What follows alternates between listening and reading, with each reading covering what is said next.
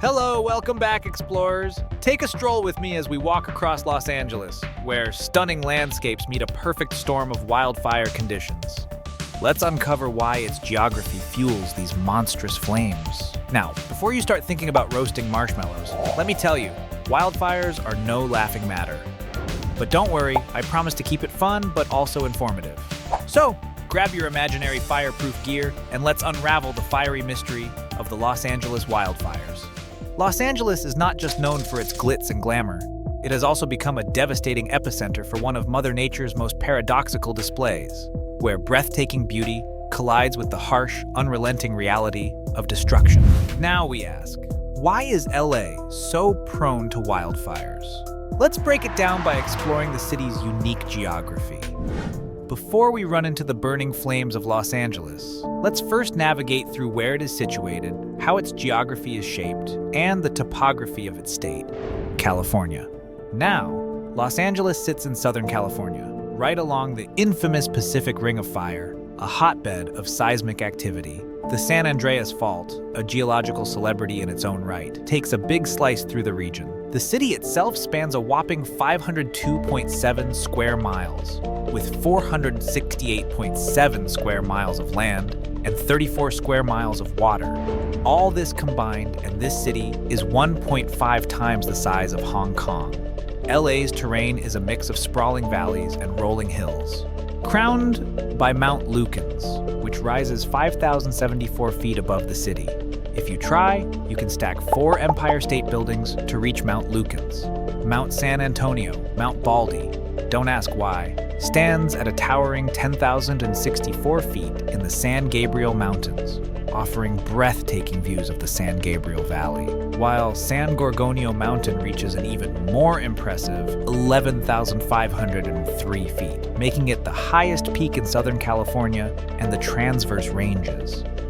Fun twist, the area around San Gorgonio has its share of urban legends, including reported man-like beast sightings in the nearby wilderness. I call Bigfoot, adding a touch of mystique to these majestic mountains that loom over the Los Angeles landscape. These natural features, combined with the city's dry climate and windy conditions, create the perfect backdrop for fire to thrive. Talk about a diversely huge area. This diverse terrain creates what we call microclimates, small areas with different weather patterns. However, some other times, depending on the climatic phenomenon and geographical proximity, these microclimates have the possibility to sync with each other. It also needs to be said that these microclimates play a significant role in how wildfires behave. With its geography, it doesn't come to a shock what its climate will be like. Los Angeles enjoys a Mediterranean climate characterized by mild, wet winters and hot, dry summers. Sounds nice, right? But here's the catch. During the dry season, which can last for months with little to no rain, the vegetation becomes extremely dry. And I mean really dry. That would make it seem like its vegetation is just hanging around ready to ignite. Think of it as nature's version of popcorn. Once it gets hot enough, it pops. Now, Los Angeles, with its vast collection of vegetation, especially in the mountainous areas, experiences a significant buildup of dried plant material as the dry season approaches. The unique geography of LA, characterized by its hills and valleys, means that devastation is on the way during the dry months. These dry months are when moisture levels plummet, leaving behind a landscape filled with highly flammable vegetation. This is particularly true in areas where chaparral plants thrive, native to the Los Angeles area and are part of California's diverse ecological framework. These plants produce oils that can ignite easily when conditions are just about right. As the dry season progresses, the lack of rainfall leads to an accumulation of dry brush and grasses, creating a perfect tinderbox scenario. So, when the hot summer sun beats down on this already parched landscape, it sets the stage for wildfires to ignite and spread rapidly. And when you add in the infamous catastrophic winds, strong gusts that can reach up to 100 miles per hour, you have a recipe for disaster. These winds are what we call the Santa Ana winds that tend to have a severe strength that reaches hurricane levels. These strong winds can carry embers far and wide, igniting new fires before firefighters even have a chance to catch their breath.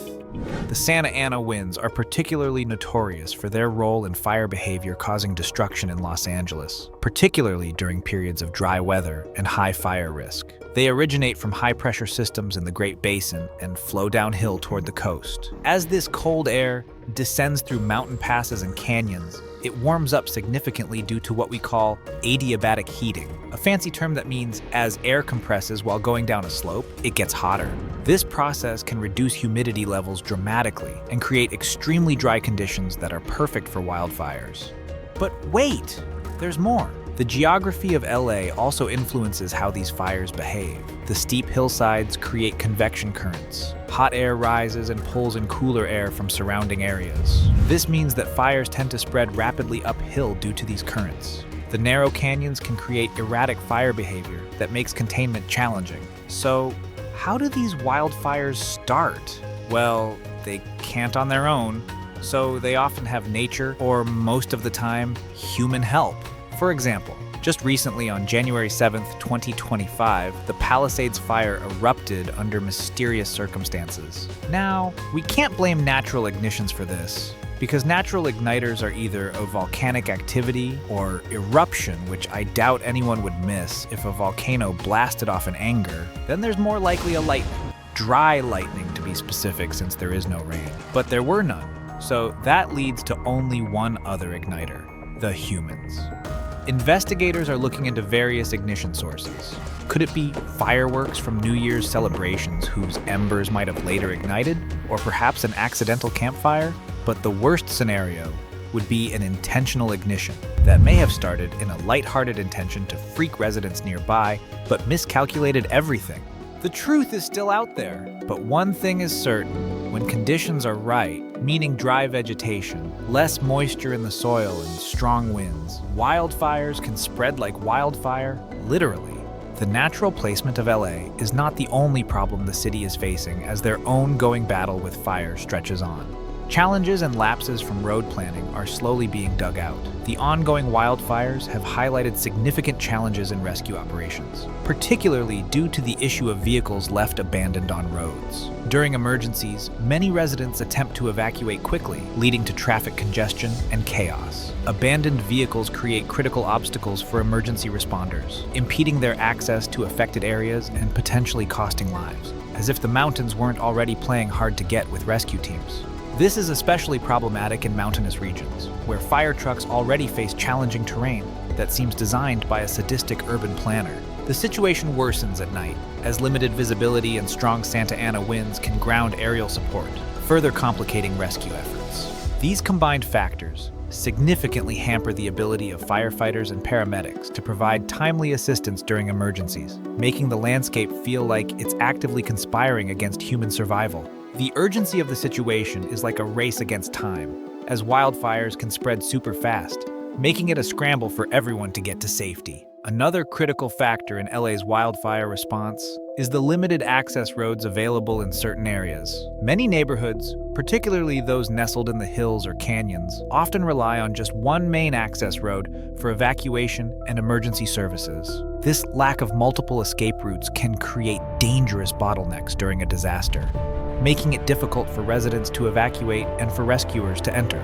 With only a single road available, any obstruction or traffic jam can have dire consequences, underscoring the need for improved infrastructure and planning to ensure that both residents and emergency services can respond effectively in times of crisis. As we look at the ongoing situation with the current wildfires in Los Angeles, which have already claimed at least 28 lives and forced over 200,000 evacuations, while destroying more than 12,401 structures across approximately 40,588 acres. Since they began on January 7th, we see how severe weather conditions combine with prolonged drought to create an environment ripe for disaster. The accumulation of dry vegetation from previous seasons has provided ample fuel for these fires. So, why is LA still burning?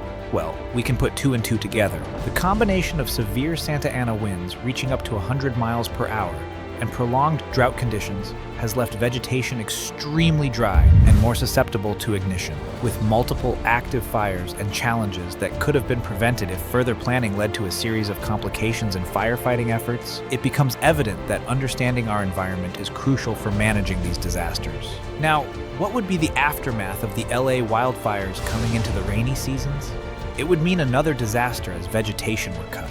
As we wrap up our fiery exploration today, I have a few things I need you to think about. How does our changing climate influence not only wildfires, but also other natural disasters around the world? How can we improve urban planning to better adapt to and integrate with the unique geographical features of our communities? And remember, as we continue to explore our planet's wonders together on this channel, let's always strive to unravel the depth of every spot here on our Earth. Don't forget to like this video and subscribe for more exciting adventures in a world billions of us call home.